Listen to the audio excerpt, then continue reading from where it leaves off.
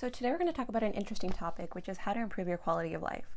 Now, I know this is a really broad topic, so just bear with me, okay? I'm not giving you the life formula, and I'm not doing that, but I am giving you some tips and tricks that I've learned along the way that has definitely changed my entire perspective on how I approach my day-to-day life. Now, I'm sure if you read like any self-help book, even if you do like a quick Google search, they're going to tell you like, the generic, like get more rest, drink your water, eat good food, get sunshine and all this stuff.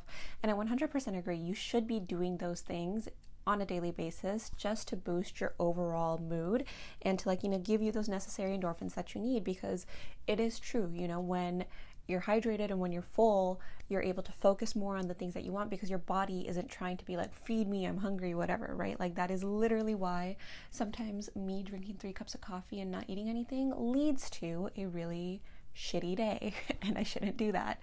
But the more that you can really set yourself up for success in the most basic ways, you can see a really good way of improving your quality of life. Now, I think that's completely surface level, and a lot of the times when you read that, it might make you want to roll your eyes because it's just okay, how the hell is this supposed to make those crazy life changes that I want to see, whatever the case is. So like I said, I think doing those things are great. We're going to go back to that a little bit later in the video. There are a few key things that I think have really quote unquote improved my quality of life, and one of them is learning to be okay with rejection. So you need to understand that not everyone's going to like you, not everyone's going to understand you, and all of that is okay. And you shouldn't be out here seeking validation or approval from anybody and everybody, because that's unrealistic. So don't set an unrealistic goal for yourself, and understand that rejection is a very healthy and normal part of life. And once you know that rejection is okay, then this will make it easier for you, I think, to kind of put yourself out there. And it's kind of like a confidence booster and morale, right? This kind of leads to my next point. If you're okay with rejection, then you're okay with being real with yourself, meaning you can kind of think about the worst possible outcome that could happen in any situation you're in. And once you outline the worst possible outcome for any situation, it makes it less scary and more attainable for you to go and get it. And I guess maybe this is improving your quality of life, but also this is I'm using this in the context specifically for if you've been lacking the confidence to go after something, to do something, if you've been lacking the confidence on going after your dream job or whatever the case is, making that move to another city, any of those things, right? Whatever the case is, major life changes that I'm sure a lot of us in our mid-20s to early 30s are kind of going through at the moment.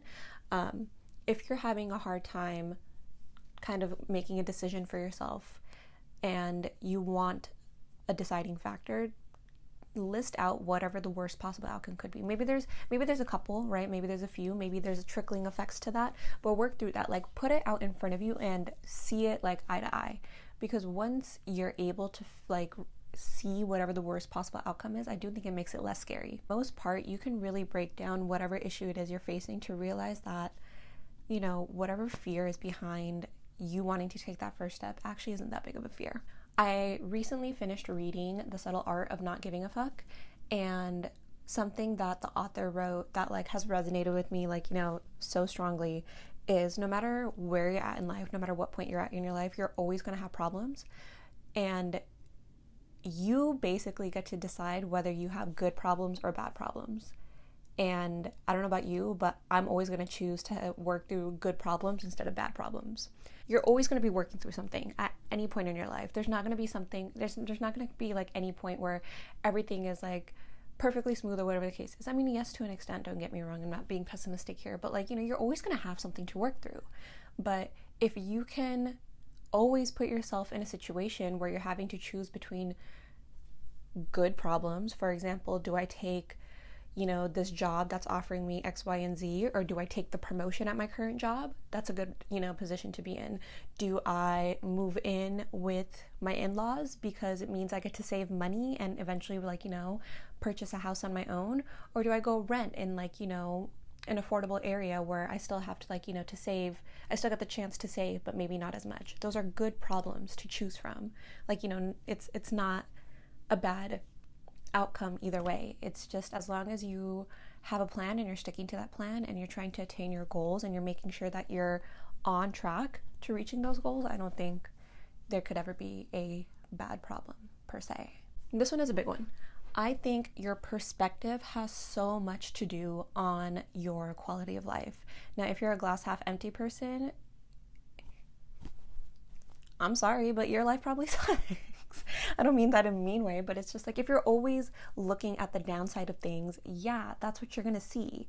If you're always like, trying to point out the things that aren't working out for you, that is your affirming belief that will constantly be validated by the subconscious bias you put on yourself. So change your perspective, baby. Let's be a glass half full type of person, maybe. I don't know. Is that so hard to do? I mean, for some people, maybe, right? And that's a practice. If it is hard for you to, then it's a practice. And a way that you could practice that is, I don't know, list out like a whole bunch of things that actually worked out in your favor over the last couple of days, over the last couple of weeks, maybe over the month.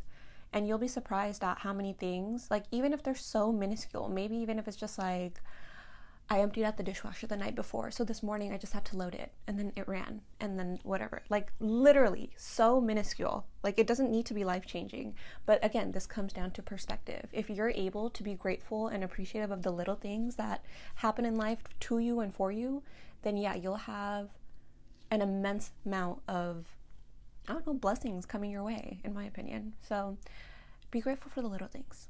Another way to improve your quality of life is to get in tune with yourself and get in tune with your intuition, okay? I've noticed that, okay, let me get back to that. I'm going ahead of myself. But I think generally we tend to know when things are going in our favor versus when they're not, right? Like, have you ever like been interviewing for a job and like the interview is going so well and you're like, I know I'm going to get this offer. Like I'm confident that this offer is in the bag for me. Versus, when maybe like energies aren't aligned, or like, even if like you're on a date with somebody and like, you can kind of tell that you're vibing or whatever the case is. The catch here is we begin to spiral when what we believe isn't being told in front of us. Like what we're seeing isn't matching with what we're believing internally. So there's a couple of things that you could do, right? Maybe you need to change your set of beliefs around that. And that takes a lot of work, in the sense of just like, maybe the universe is showing you something that you need to learn to believe. So that means you have to go in through like your emotions, your emotional baggage, whatever the case is, and do the work required in order for you to see the truth. That is a whole lesson within itself. That's a little bit not what I'm talking about, but like that is a perspective that I hope you're aware of, and if you're not aware of, become aware of it and start seeing the patterns in your life that you actually need to start changing your beliefs around. But if we're not seeing what we want to believe in front of us, the other thing that you need to do is really lean back and trust the universe. Like you have to trust the timing. You have to trust and this is something else that I've noticed. If you're doing what you're supposed to do, if you have set your intentions, if you have set your goals, if you're working every single day towards, getting closer to what you want, your work will not go in vain. If you're doing what you're supposed to be doing, I promise you, to some degree, some way, somehow, you will see that return coming back to you. And that's why, like, I really do believe you have to just trust the universe. And that comes from, like, being in tune with yourself and learning to trust yourself and your intuition.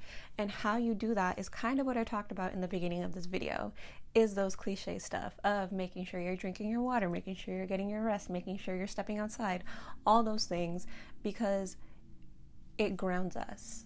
And when you do search, like, how do I improve my quality of life? Like, those things pop up for a reason. And it isn't until that you actually take a moment to stop, take a moment to like really just be present with yourself and the world, that you have the chance to like see things for as they are. And it's hard to do that. It is so hard to just stop in your tracks and to really take a moment and be present and see all the like different spinning plates happening in your life. But I promise you, even if you just take like a second to do it every single day, you will drastically see the changes in your life for the better. So I said a lot. I usually do. I never know if my videos make sense to anybody, but people tend to like them, so I keep making them. And if you like it, make sure you give this video a thumbs up. I will see you next week with another video.